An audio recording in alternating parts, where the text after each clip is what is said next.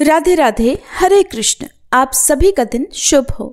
आज दिनांक है 27 नवंबर, दिन है गुरुवार और आज है मार्गशीर्ष मास के शुक्ल पक्ष की सप्तमी तिथि, जो कि आज पूरा दिन रहने के बाद देर रात 12:29 पर समाप्त होगी। इसके बाद में अष्टमी तिथि प्रारंभ हो जाएगी और आज ब्रह्म मुहूर्त सुबह 5:17 से 6:05 तक रहेगा। सूर्योदय होगा सुबह 6:52 पर, सूर्यास्त होगा शाम 5:36 पर और राहु काल दोपहर 1:30 बजे से 3 बजे तक रहेगा। और आज रात में 12:29 से भद्रा काल भी लग रहा है, जो कि अगले दिन दोपहर तक रहेगा और भद्रा का वास मृत्युलोक में रहने के कारण अगले दिन दोपहर तक सभी शुभ कामों पर रोक रहेगी। यानी कि भद्रा के दौरान शुभ काम नहीं करने चाहिए और अगर भद्रा के दौरान शुभ मांगलिक कार्य किए जाते हैं तो उनमें बाधाएं आ सकती हैं। आइए सुनते हैं आज की कथाएं।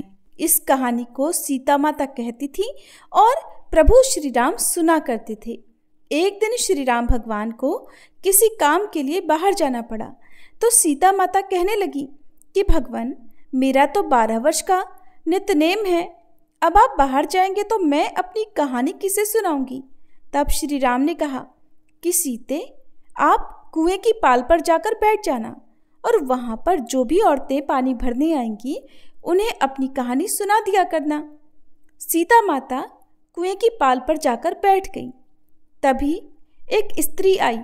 उसने रेशम की जरी की साड़ी पहन रखी थी और सोने का घड़ा ले रखा था। सीता माता उसे देखकर कहने लगी, बहन, मेरा 12 वर्ष का नित्यनेम सुन लो।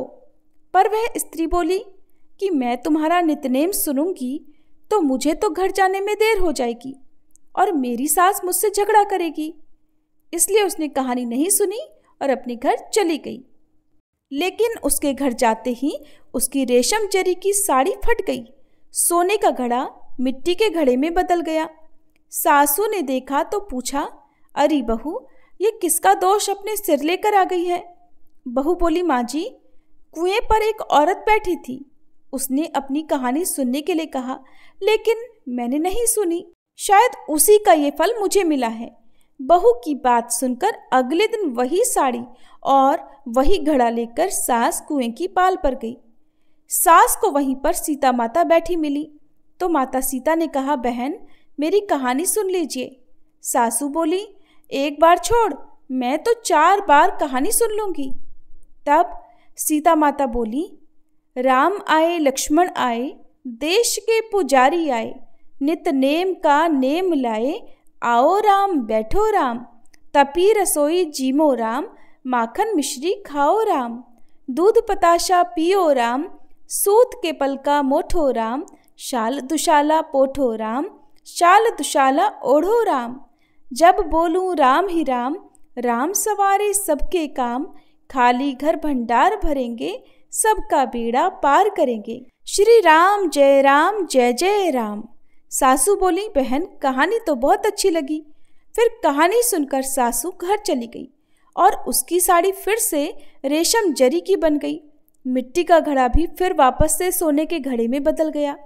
बहू ने देखा तो कहने लगी, सासू माँ, आपने ये सब कैसे किया।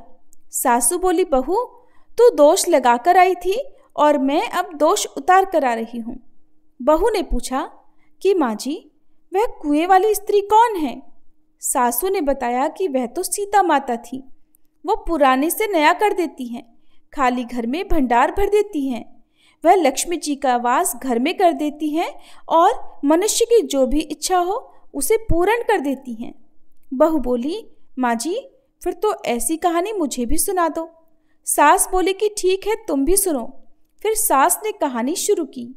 राम आए लक्ष्मण आए, देश के पुजारी आए, नित नेम का नेम लाए, आओ राम बैठो राम, तपी रसोई जीमो राम, माखन मिश्री खाओ राम, दूध बताशा पियो राम, सूत के पल का मोठो राम, शाल दुशाला पोठो राम, शाल दुशाला ओढ़ो राम, जब बोलूं राम ही राम, राम सवारे सबके काम, खाली घर भंडार भरेंगे, सबका बेड़ा पार करेंगे, बोलो श्री राम जय जय राम। कहानी सुनकर बहू बोली, माँ जी, कहानी तो बहुत अच्छी है। सासू ने कहा, ठीक है, अब से हम इस कहानी को रोज किया करेंगे।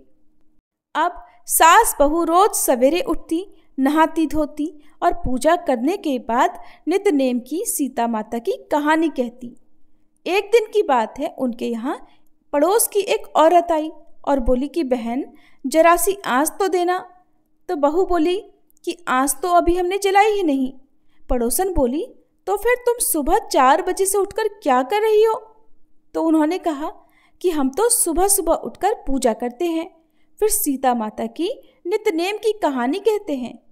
पड़ोसन ने उनकी बात सुनकर फिर कहा कि सीता माता की कहानी कहने से तुम्हें क्या मिला? तब वे दोनों बोली कि सीता माता की कहानी कहने से घर में भंडार भर जाते हैं, सारे काम पूर्ण हो जाते हैं, मन की इच्छा भी पूरी होती है। पड़ोसन ने कहा बहन अगर ऐसा है तब तो फिर मुझे भी कहानी सुना दो। तब बहू बोली कि ठीक है, तुम भी ये कहानी सुन लो।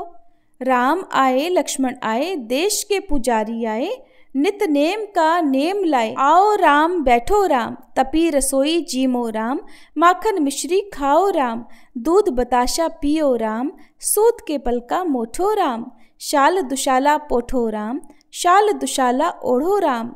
जब बोलू राम ही राम, राम सवारे सबके काम, खाली घर भंडार भरेंगे, सबका बेड़ा पार करेंगे, श्री राम जय जय राम।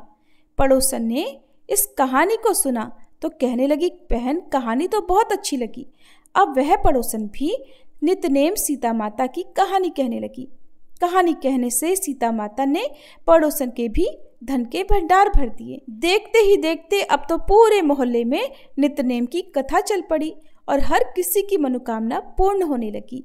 हे सीता माता, जैसे आपने उन सभी के भंडार भरे वैसे ही हमारे भी भरना।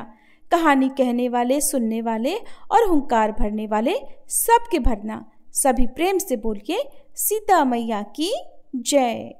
माँ अन्नपूर्णा व्रत की कथा के अनुसार प्राचीन समय की बात है। काशी निवासी धनंजय की पत्नी का नाम सुलक्षणा था। उसे अन्य सभी सुख प्राप्त थे, केवल निर्धनता ही उनके दुख का एकमात्र कारण थी और यही दुख उसे हर समय सताता था। एक दिन सुलक्षणा अपने पति से बोली, स्वामी आप कुछ उद्यम करो तो काम चले, इस प्रकार कब तक काम चलेगा? सुलक्षणा की ये बात धनंजय के मन में बैठ गई और वह उसी दिन विश्वनाथ शंकर जी को प्रसन्न करने के लिए बैठ गया और कहने लगा, हे देवाधिदेव विश्वेश्वर, मुझे पूजा पाठ कुछ भी करना नहीं आता, मैं तो केवल आपके ही भरोसे बैठा हूँ।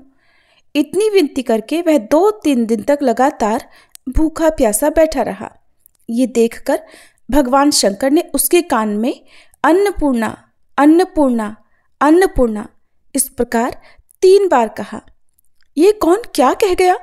बस इसी सोच में धनंजय पड़ गया कि मंदिर से आते ब्राह्मण को देखकर वह पूछने लगा, पंडित जी अन्नपूर्णा कौन है?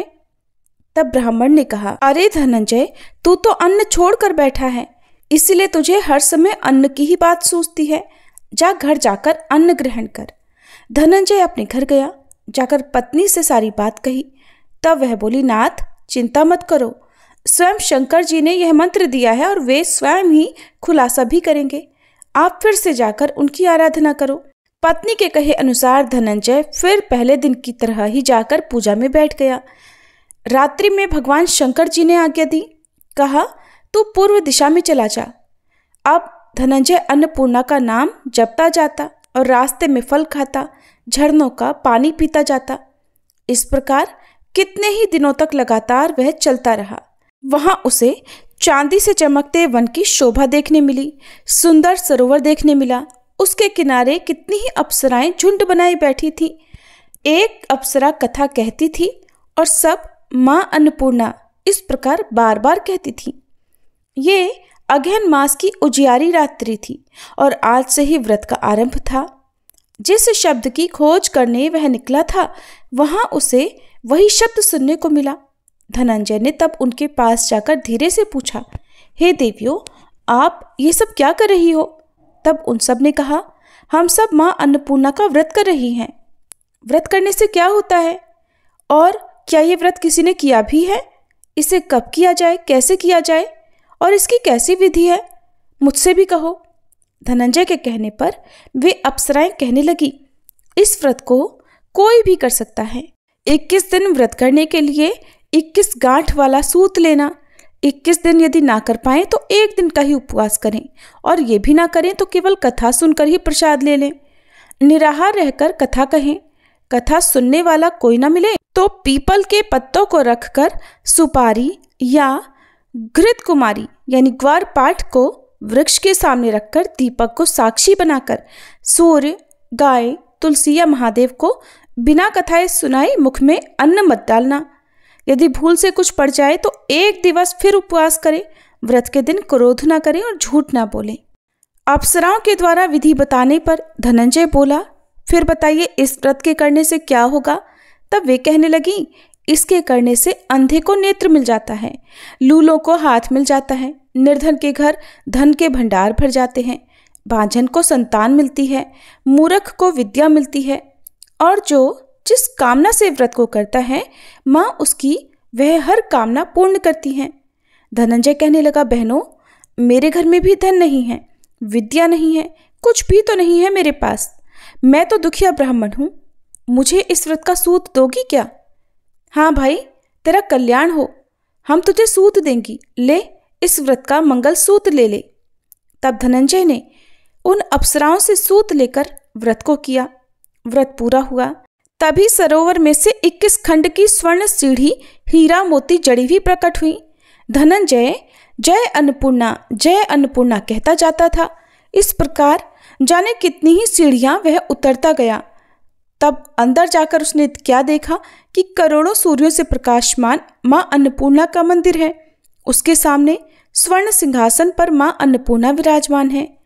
सामने भिक्षा हेतु शंकर भगवान खड़े हैं। देवांगनाएं चवर डुला रही हैं। कितने ही हथियार बांधे पहरा दे रही हैं। धनंजय दौड़कर मां जगदम्बा के चरणों में गिर पड़ा। देवी उसके मन का दुख जान गई। धनंजय हाथ जोड़कर कहने लगा, माता, आप तो अंतर्यामिनी हैं, आपको मैं अपनी दशा भला क्या बताऊं, आप तो सब कुछ जानती हैं। तब माता बोली, तुमने मेरा व्रत किया है, जा संसार तुम्हारा सत्कार करेगा। माता ने धनंजय की जिह्वा पर बीज मंत्र लिख दिया। अब तो उसके रोम रोम में विद्या प्रकट हो गई। इतने में क्या देखता है कि वह काशी विश्वनाथ के मंदिर में खड़ा है। माँ का वरदान लेकर धनंजय घर आया। अपनी पत्नी सुलक्षणा से सारी बात कही। माता जी की कृपा से उसके घर में धन संपत्ति उमड़ने लगी। छोटा सा घर बहुत बड़ा गिना जाने लगा। जैसे शहद के छत्ते में मक्खियां जमा हो जाती हैं, उसी प्रकार अनेक सगे संबंधी आ आकर उसकी पढ़ाई करने लगे। कहने लगे, इतना धन और इतना बड़ा घर, सुंदर संतान नहीं है तो फिर इस कमाई को कौन भोगेगा? सुलक्षणा से तो कोई संतान हुई नहीं, इसलिए तुम दूसरा विवाह कर लो। अनिच्छा होते हुए भी धनंजय को दूसरा विवाह करना पड़ा और सती सुलक्षणा को सौतन का दुख झेलना पड़ा। इस प्रकार धीरे धीरे दिन बीतते गए। फिर अगहन मास आया। नए बंधन से बंधे पति से सुलक्षणा ने कहलवाया कि इस व्रत के प्रभाव से ही हम सुखी हुए हैं, इस कारण यह व्रत छोड़ना नहीं चाहिए। ये माता जी का प्रताप है जो हम इतने संपन्न और सुखी हुए हैं। सुलक्षणा की बात सुनकर धनंजय उसके यहाँ आया और व्रत में बैठ गया। नई बहू को इस व्रत के बारे में कुछ भी पता नहीं थी। वो तो धनंजय के वापस घर लौटने की राह देख रही थी। दिन बीतते गए और व्रत पूर्ण होने में केवल 3 दिन बाकी थे कि तभी नई बहू को खबर मिल गई। उसके मन में ईर्ष्या की ज्वाला दहक रही थी। वह सुलक्षणा के घर आ धमकी और उसने वहां भगदड़ मचा दी और वह मारे क्रोध के धनंजय को अपने साथ लिवा ले गई। नए घर में धनंजय को थोड़ी देर के लिए निद्रा ने आ दबाया। वह गहरी नींद सो गया और ठीक उसी समय नई बहू ने उसका व्रत का सूत तोड़कर आग में फेंक दिया। अब तो माता जी का कोप जाग गया। इधर माता क्रोधित हुई और उधर उसके घर में अचानक आग लग गई। सब कुछ जलकर खाक हो गया। सुलक्षणा जान गई और पति को फिर अपने घर ले आई। नई बहू रूठकर अपने पिता के घर जा बैठी। पति को परमेश्वर मानने वाली सुलक्षणा बोली, नाथ, घबराना नहीं, माता जी की कृपा अलौकिक है। पुत्र कुपुत्र हो जाता है पर माता कभी कुमाता नहीं होती। इसलिए आप श्रद्धा और भक्ति से आराधना शुरू करो। वे हमारा कल्याण जरूर करेंगी। धनंजय फिर माता के पीछे पड़ गया। फिर वही सरोवर सीढ़ी प्रकट हुई और उसमें वह माँ अन्नपूर्णा कहकर उतर गया।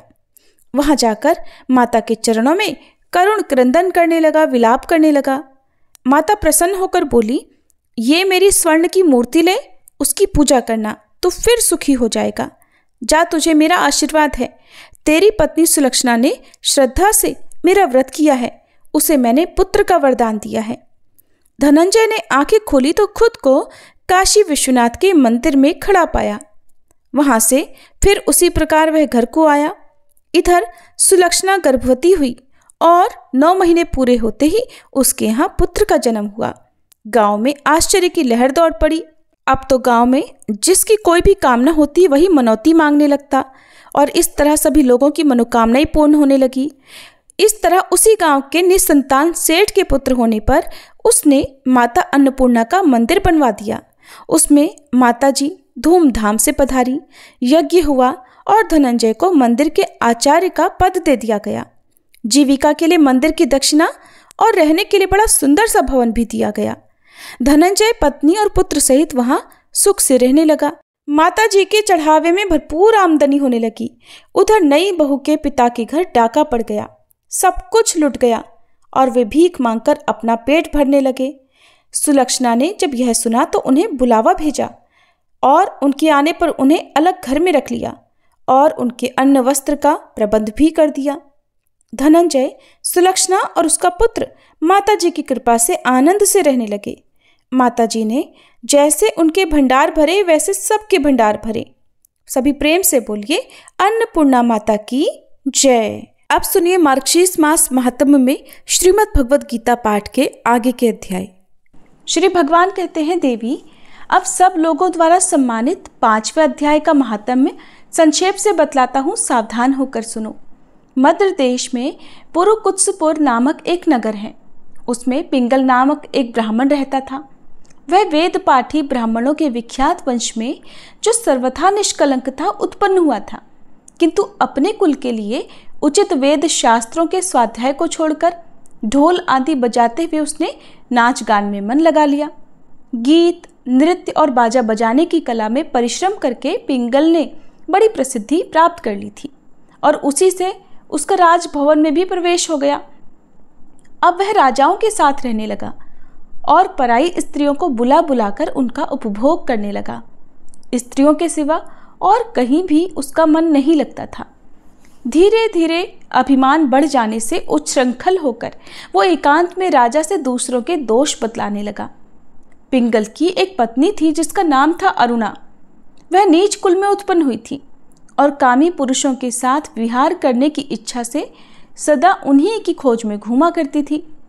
अपने पति को अपने मार्ग का कांटा समझकर एक दिन आधी रात में घर के भीतर ही उसका सिर काटकर उसने मार डाला और उसकी लाश को जमीन में गाड़ डाला। इस प्रकार प्राणों से वियुक्त होने पर वह यमलोक में पहुंचा और भीषण नरकों का उपभोग करके निर्जन वन में गिद्ध हुआ। अरुणा भी भगंदर रोग से अपने सुंदर शरीर को त्याग कर घोर नरक भोगने के पश्चात उसी वन में शुकी हुई। एक दिन वह दाना चुगने की इच्छा से इधर उधर फुदक रही थी। इतने में ही उस गिद्ध ने पूर्व जन्म के बैर का स्मरण करके उसे अपने तीखे नाखूनों से फाड़ डाला। शुकी घायल होकर पानी से भरी हुई मनुष्य की खोपड़ी में गिर गई। इतने में ही जाल फैलाने वाले बहेलियों ने उसे भी बाणों का निशाना बना लिया। उसकी पूर्व जन्म की पत्नी शुकी उस खोपड़ी के जल में डूबकर अपने प्राण त्याग चुकी थी। फिर वह क्रूर पक्षी भी उसी में गिरकर डूब गया। तब यमराज के दूत उन दोनों को यमराज के लोक में लेकर गए।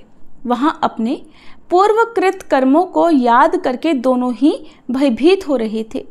इसके बाद यमराज ने जब उनके घृणित कर्मों पर दृष्टि डाली तब उन्हें मालूम हुआ कि मृत्यु के समय अचानक खोपड़ी के जल में स्नान करने से इन दोनों का पाप नष्ट हो चुका है।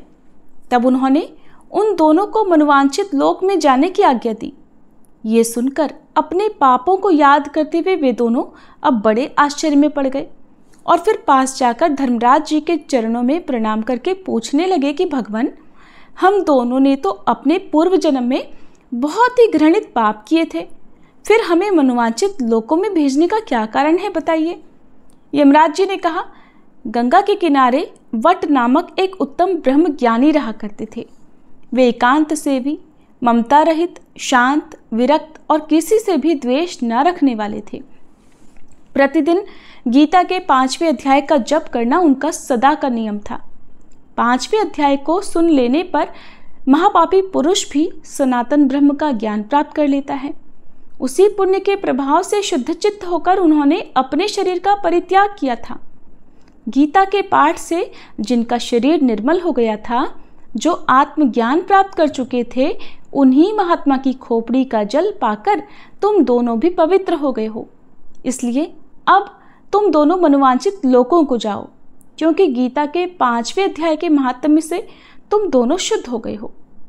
श्री भगवान कहते हैं, सबके प्रति समान भाव रखने वाले धर्मराज के द्वारा इस प्रकार समझाए जाने पर वे दोनों बहुत प्रसन्न हुए और विमान पर बैठकर वैकुंठ धाम को चले गए। अब सुनिए भगवद गीता के 6ठे अध्याय का महात्म्य। श्री भगवान कहते हैं, सुमुखी, अब मैं 6ठे अध्याय का महात्म्य बतलाता हूँ, जिसे सुनने वाले मनुष्यों के लिए मुक्ति करतलगत हो जाती है। गोदावरी नदी के तट पर प्रतिष्ठानपुर अर्थात पैठण नामक एक विशाल नगर है, जहाँ मैं पिपलेश के नाम से विख्यात होकर रहता हूँ। उस नगर में जानश्रुति नामक एक राजा रहा करते थे, जो भूमंडल की प्रजा को अत्यंत प्रिय थे। उनका प्रताप मार्तंड मंडल के प्रचंड तेज के समान जान पड़ता था। प्रतिदिन होने वाले उनके यज्ञ के धुएं से नंदन वन के कल्प वृक्ष इस प्रकार काले पड़ गए, मानो राजा की असाधारण दानशीलता देखकर वे लज्जित हो गए हों। उनके यज्ञ में प्राप्त पुरुडाश के रसास्वादन में सदा आसक्त होने के कारण देवता लोग कभी प्रतिष्ठानपुर को छोड़कर बाहर नहीं जाते थे। उनके दान के समय छोड़े हुए जल की धारा, प्रताप रूपी तेज और यज्ञ के धूमों से पुष्ट होकर मेघ ठीक समय पर वर्षा किया करते थे।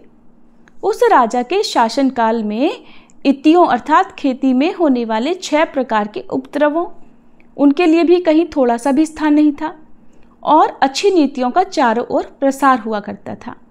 वे बावली, कुएं और पोखरे खुदवाने के बहाने मानो प्रतिदिन पृथ्वी के भीतर की निधियों का अवलोकन करते थे।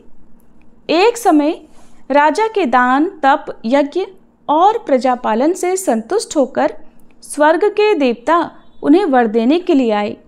वे कमल नाल के समान उज्जवल हंसों का रूप धारण कर अपने पंख हिलाते हुए आकाश मार्ग से चलने लगे। बड़ी उतावली के साथ उड़ते हुए वे सभी हंस आपस में बातचीत भी करते जाते थे। उनमें से भद्राश्व आदि 2-3 हंस वेग से उड़कर आगे निकल गए। तब पीछे वाले हंसों ने आगे जाने वालों को संबोधित करके कहा, अरे भाई भद्राश्व, तुम लोग तेजी से चलकर आगे क्यों हो गए? ये मार्ग बड़ा दुर्गम है, इसमें हम सबको साथ मिलकर चलना चाहिए। क्या तुम्हें दिखाई नहीं देता?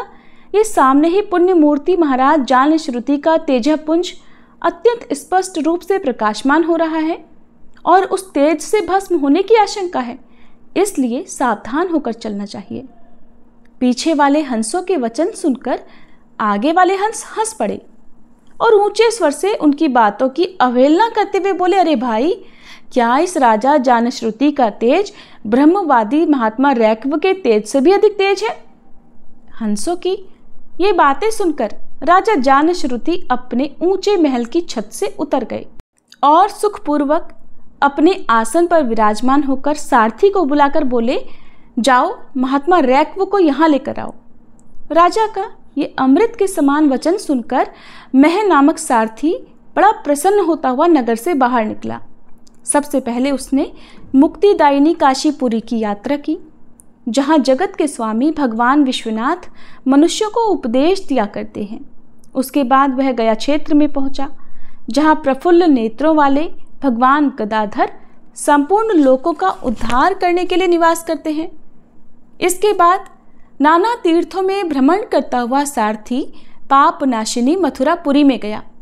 ये भगवान श्री कृष्ण का आदि स्थान है, जो परम महान और मोक्ष प्रदान करने वाला है। वेद और शास्त्रों में वह तीर्थ त्रिभुवनपति भगवान गोविंद के अवतार स्थान के नाम से प्रसिद्ध है। नाना देवता और ब्रह्म ऋषि उसका सेवन करते हैं। मथुरा नगर कालिंदी यानी यमुना के किनारे शोभा पाता है। उसकी आकृति अर्धचंद्र के समान प्रतीत होती है। वो सब तीर्थों के निवास से परिपूर्ण है। परम आनंद प्रदान करने के कारण सुंदर लगता है। गोवर्धन पर्वत के होने से मथुरा मंडल की शोभा और भी बढ़ गई है। वह पवित्र वृक्षों और लताओं से घिरा हुआ है। उसमें 12 वन हैं। वह परम पुण्यमय तथा सबको विश्राम देने वाले श्रुतियों के सारभूत भगवान श्री कृष्ण की आधार भूमि है। इसके बाद मथुरा से पश्चिम और उत्तर दिशा की ओर बहुत दूर तक जाने पर सारथी को काश्मीर नामक नगर दिखाई दिया, जहाँ शंख के समान उज्जवल गगनचुंबी महलों की पंक्तियां भगवान शंकर के अट्टहास की तरह शोभा पाती हैं, जहाँ ब्राह्मणों के शास्त्रीय आलाप सुनकर मूक मनुष्य भी सुंदर वाणी और पदों का उच्चारण करते हुए देवता के समान हो जाते हैं, जहाँ निरंतर होने वाले यज्ञ धूम से व्याप्त होने के कारण आकाशमंडल मेघों से धुलते रहने पर भी अपनी कालिमा नहीं छोड़ता, जहाँ उपाध्याय के पास आकर छात्र जन्मकालीन अभ्यास से ही सारी कलाएं स्वतः पढ़ लेते हैं, और जहाँ माणिकेश्वर नाम से प्रसिद्ध भगवान चंद्रशेखर देहधारियों को वरदान देने के लिए नित्य निवास करते हैं। काश्मीर के राजा माणिकेश ने दिग्विजय में समस्त राजाओं को जीतकर भगवान शिव का पूजन किया था। तभी से उनका नाम माणिकेश्वर हो गया था। उन्हीं के मंदिर के दरवाजे पर महात्मा रैक्व एक छोटी सी गाड़ी पर बैठे अपने अंगों को खुजलाते हुए वृक्ष की छाया का सेवन कर रहे थे। इसी अवस्था में सारथी ने उन्हें देखा। राजा के बताए हुए भिन्न भिन्न चिन्हों से उसने जल्दी ही रैक्व को पहचान लिया और उनके चरणों में प्रणाम करके कहा, ब्राह्मण, आप किस स्थान पर रहते हैं? आपका पूरा नाम क्या है? आप तो सदा स्वच्छंद विचरने वाले हैं, फिर यहाँ किस लिए ठहरे हैं? इस समय आपका क्या करने का विचार है? सारथी के ये वचन सुनकर परम आनंद में निमग्न होकर महात्मा रैक्व ने कुछ सोचकर उससे कहा, यद्यपि हम पूर्ण काम हैं, हमें किसी वस्तु की आवश्यकता नहीं है, फिर भी कोई भी हमारी मनोवृत्ति के अनुसार परिचर्या कर सकता है। महात्मा रैक्व के हार्दिक अभिप्राय को आदरपूर्वक ग्रहण करके सारथी धीरे से राजा के पास चल दिया। वहां पहुंचकर राजा को प्रणाम करके उसने हाथ जोड़कर सारा समाचार राजा को सुना दिया। उस समय स्वामी के दर्शन से उसके मन में बड़ी प्रसन्नता थी। सारथी के वचन सुनकर राजा के नेत्र आश्चर्य से चकित हो गए। उनके हृदय में महात्मा रैक्व का सत्कार करने की श्रद्धा जागी। फिर उन्होंने 2 खच्चरियों से जुती हुई एक गाड़ी लेकर यात्रा की।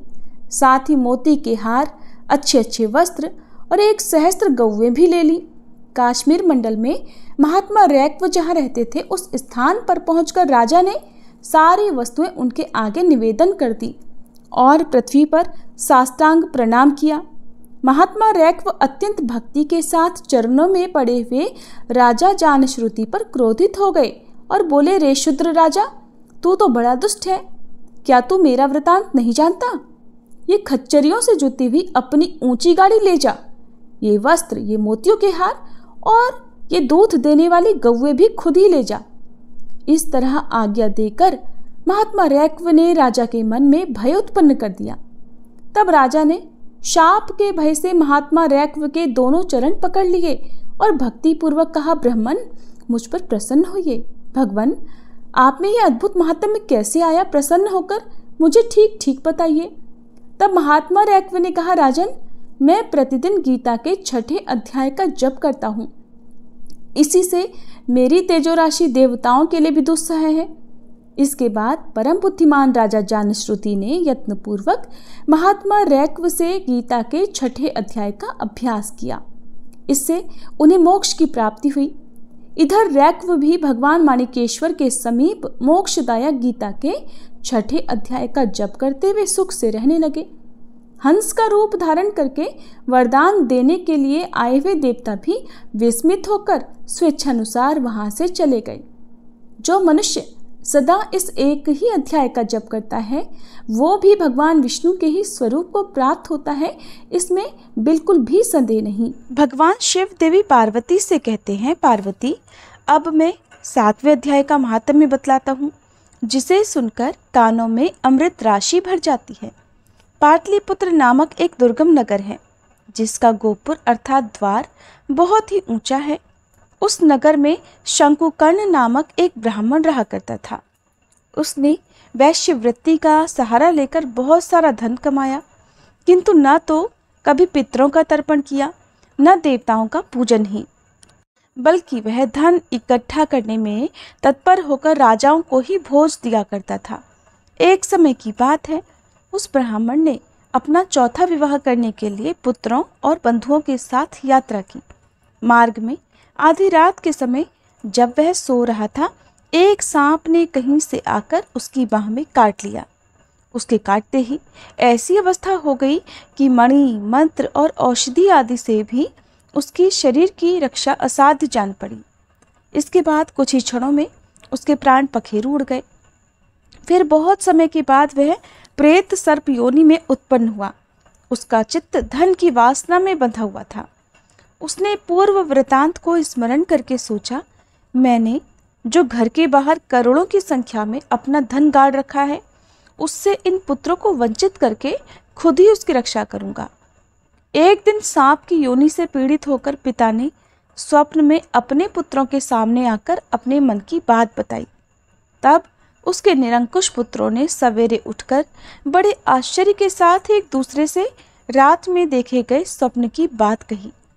उनमें से मझला पुत्र कुदाल हाथ में लेकर घर से निकला और जहां उसके पिता सर्प योनि धारण करके रहते थे उस जगह पर गया। यद्यपि उसे धन के स्थान का ठीक ठीक पता नहीं था, तो भी उसने चिन्हों से उसका ठीक निश्चय कर लिया और लोभ बुद्धि से वहां पहुंचकर बांबी को खोदना आरंभ किया। तब उस बांबी से बड़ा भयानक सांप प्रकट हुआ और बोला, ओ मूर्ख, तू कौन है? किस लिए आया है? क्यों बिल खोद रहा है? या फिर तुझे किसने भेजा है? ये सारी बात मुझे बता। पुत्र बोला, मैं आपका पुत्र हूँ, मेरा नाम शिव है। मैं रात में देखे हुए स्वप्न से विस्मित होकर यहाँ का सोना लेने के कौतूहल से आया हूँ। पुत्र की यह लोक निंदित बात सुनकर वह सांप हंसता हुआ ऊंचे स्वर से इस प्रकार बोला, अगर तू मेरा पुत्र है तो मुझे जल्दी ही इस बंधन से मुक्त कर। मैं पूर्व जन्म के गाढ़े हुए धन के लिए ही सर्प योनि में उत्पन्न हुआ हूँ। पुत्र ने पूछा, पिताजी आपकी मुक्ति कैसे होगी? इसका उपाय मुझे बताइए, क्योंकि मैं इस रात में सब लोगों को छोड़कर आपके पास आया हूँ। पिता ने कहा, बेटा, गीता के अमृतमय 7वें अध्याय को छोड़कर मुझे मुक्त करने में कोई तीर्थ, दान, तप और यज्ञ भी सर्वथा समर्थ नहीं है। केवल गीता का 7वां अध्याय ही प्राणियों के जरा, मृत्यु आदि दुख को दूर करने वाला है। पुत्र, मेरे श्राद्ध के दिन 7वें अध्याय का पाठ करने वाले ब्राह्मण को श्रद्धा पूर्वक भोजन कराओ, इससे निस्संदेह मेरी मुक्ति हो जाएगी। वत्स, अपनी शक्ति के अनुसार पूर्ण श्रद्धा के साथ वेद विद्या में प्रवीण अन्य ब्राह्मणों को भी भोजन कराना। सर्प योनि में पड़े हुए अपने पिता के ये वचन सुनकर सभी पुत्रों ने उसकी आज्ञा के अनुसार और उससे भी अधिक किया। तब शंकुकर्ण ने अपने सर्प शरीर को त्याग कर दिव्य देह धारण किया और सारा धन पुत्रों के अधीन कर दिया। पिता ने करोड़ों की संख्या में जो धन बांट कर दिया था, उससे वे सदाचारी पुत्र बहुत प्रसन्न हुए। उनकी बुद्धि धर्म में लगी हुई थी, इसलिए उन्होंने बावली, कुआं, पोखरा, यज्ञ तथा देव मंदिर के लिए उस धन का उपयोग किया और अन्नशाला भी बनवाई। इसके बाद 7वें अध्याय का सदा जप करते हुए उन्होंने मोक्ष प्राप्त किया। भगवान शिव आगे कहते हैं, पार्वती, ये आपको 7वें अध्याय का महात्म्य बताया गया है, जिसके सुनने मात्र से मनुष्य सब पापकों से मुक्त हो जाता है। भगवान शिव कहते हैं, देवी, अब 8वें अध्याय का महात्म्य सुनो, उसके सुनने से तुम्हें बड़ी प्रसन्नता होगी। लक्ष्मी जी के पूछने पर भगवान विष्णु ने उन्हें इस प्रकार 8वें अध्याय का महात्म्य बतलाया था। दक्षिण में आमर्दकपुर नामक एक प्रसिद्ध नगर है। वहाँ भाव शर्मा नामक एक ब्राह्मण रहता था, जिसने एक वेश्या को अपनी पत्नी बनाकर रखा था। वो मांस खाता, मदिरा पीता, साधुओं का धन चुराता, पराई स्त्री से व्यभिचार करता और शिकार खेलने में दिलचस्पी रखता था। वह बड़े भयानक स्वभाव का था और मन में बड़े बड़े हौसले रखता था। एक दिन मदिरा पीने वालों का समाज जुटा हुआ था। उसमें भाव शर्मा ने भरपेट ताड़ी पी, खूब गले तक उसे चढ़ाया। इसलिए अजीर्ण से अत्यंत पीड़ित होकर वह पापात्मा कालवश मर गया और बहुत बड़ा ताड़ का वृक्ष हुआ। उसकी घनी और ठंडी छाया का सहारा लेकर ब्रह्म राक्षस भाव को प्राप्त हुए कोई पति पत्नी वहां रहा करते थे। उनके पूर्व जन्म की घटना इस प्रकार है। एक कुशीबल नामक ब्राह्मण था जो वेद वेदांग के तत्वों का ज्ञाता, संपूर्ण शास्त्रों के अर्थ का विशेषज्ञ और सदाचारी था। उसकी पत्नी का नाम कुमति था। वो बड़े खोटे विचार की थी। वह ब्राह्मण विद्वान होने पर भी अत्यंत लोभवश अपनी पत्नी के साथ प्रतिदिन भैंस, कालपुरुष और घोड़े आदि बड़े दानों को ग्रहण किया करता था, किंतु दूसरे ब्राह्मणों को दान में मिली हुई कौड़ी भी नहीं देता था। वे ही दोनों पति पत्नी कालवश मृत्यु को प्राप्त होकर ब्रह्म राक्षस हुए। वे भूख और प्यास से पीड़ित होकर इस धरती पर घूमते हुए उसी ताड़ वृक्ष के पास आए और उसके मूल भाग में विश्राम करने लगे। उसके बाद पत्नी ने पति से पूछा, नाथ, हम लोगों का ये महान दुख कैसे दूर होगा और इस ब्रह्म राक्षस योनि से किस प्रकार हम दोनों की मुक्ति होगी? तब उस ब्राह्मण ने कहा, ब्रह्म विद्या के उपदेश, अध्यात्म तत्व के विचार और कर्म विधि के ज्ञान के बिना किस प्रकार संकट से छुटकारा मिल सकता है? ये सुनकर पत्नी ने पूछा कि तद ब्रह्म किम अध्यात्मम किम कर्म पुरुषोत्तम, अर्थात पुरुषोत्तम वह ब्रह्म क्या है, अध्यात्म क्या है और कर्म कौन सा है? उसकी पत्नी के ऐसा कहते ही जो आश्चर्य की घटना घटित हुई अब उसको सुनो। उपर्युक्त वाक्य गीता के 8वें अध्याय का आधा श्लोक था। उसके श्रवण से वह वृक्ष उस समय ताड़ के रूप को त्याग कर भाव शर्मा नामक ब्राह्मण हो गया। तत्काल ज्ञान होने से विशुद्ध चित्त होकर वह पाप के चोले से मुक्त हो गया और उस आधे श्लोक के ही महात्म्य से वे पति पत्नी भी मुक्त हो गए। उनके मुख से दैवात ही 8वें अध्याय का आधा श्लोक निकल पड़ा था। इसके बाद आकाश से एक दिव्य विमान आया और वे दोनों पति पत्नी उस विमान पर बैठकर स्वर्गलोक को चले गए। वहां का ये सारा वृतांत अत्यंत आश्चर्यजनक था। उसके बाद उस बुद्धिमान ब्राह्मण भाव शर्मा ने आदर पूर्वक उस आधे श्लोक को लिखा और देव देव जनार्दन की आराधना करने की इच्छा से वह मुक्तिदायिनी काशीपुरी में चला गया। वहां उस उदार बुद्धि वाले ब्राह्मण ने भारी तपस्या आरंभ कर दी। उसी समय क्षीर सागर की कन्या भगवती लक्ष्मी ने हाथ जोड़कर देवताओं के भी देवता जगतपति जनार्दन से पूछा, नाथ, आप सहसा नींद त्याग कर क्यों खड़े हो गए? तब श्री भगवान बोले, देवी, काशीपुरी में भागीरथी के तट पर बुद्धिमान भाव शर्मा मेरे भक्ति रस से परिपूर्ण होकर अत्यंत कठोर तपस्या कर रहा है। वो अपनी इंद्रियों को वश में करके गीता के 8वें अध्याय के आधे श्लोक का जप करता है। मैं उसकी तपस्या से बहुत संतुष्ट हूँ। बहुत देर से उसकी तपस्या के अनुरूप फल का विचार कर रहा हूँ। प्रिय, इस समय वह फल देने को मैं उत्कंठित हूँ। देवी पार्वती जी ने भगवान शिव से पूछा, भगवान, श्री हरि सदा प्रसन्न होने पर भी जिसके लिए चिंतित हो उठे थे, उस भगवत भक्त भाव शर्मा ने कौन सा फल प्राप्त किया? तब श्री भगवान बोले, देवी, द्विज श्रेष्ठ भाव शर्मा प्रसन्न हुए भगवान विष्णु के प्रसाद को पाकर आत्यांतिक सुख अर्थात मोक्ष को प्राप्त हुआ और उसके अन्य वंशज भी जो नरक यातना में पड़े थे उसी के शुभ कर्म से भगवत धाम को प्राप्त हुए। पार्वती, ये 8वें अध्याय का महात्म्य थोड़े में ही तुम्हें बताया है। इस पर सदा विचार करते रहना चाहिए। हरे कृष्ण। आज के अध्याय में बस इतना ही। अब सुनिए श्री कृष्ण चालीसा पाठ। बंशी शोभित कर मधुर नील जलद तन श्याम, अरुण अधर जनु बिंबा फल नयन कमल अभिराम, पूर्ण इंद्र अरविंद मुख पीतांबर शुभ साज, जय मन मोहन मदन छवि कृष्ण चंद्र महाराज। जय यदुनंदन जय जगवंदन, जय वसुदेव देवकी नंदन। जय यशोदासुत नंद दुलारे, जय प्रभु भक्तन के धृगतारे। जय नट नागर नाग नथैया, कृष्ण कन्हैया धेनु चरैया। पुनि नख पर प्रभु गिरवर धारो, आओ दीनन कष्ट निवारो। वंशी मधुर अधर धरि तेरी, होवे पूर्ण मनोरथ मेरो। आओ हरि पुनि माखन चाखो, आज लाज भारत की राखो। गोल कपोल चिबुक अरुणारे, मृदु मुस्कान मोहिनी डारे। रंजित राजीव नयन विशाला, मोर मुकुट वैजंती माला। कुंडल श्रवण पीत पट आछे, कटी किंकणी काछन काछे। नील जलज सुंदर तन सोहे, छवि लखि सुर नर मुनि मन मोहे। मस्तक तिलक अलक घुंघराले, आओ कृष्ण बांसुरी वाले। करी पय पान पूत नहीं तार्यो, अका बका कागा सुर मार्यो।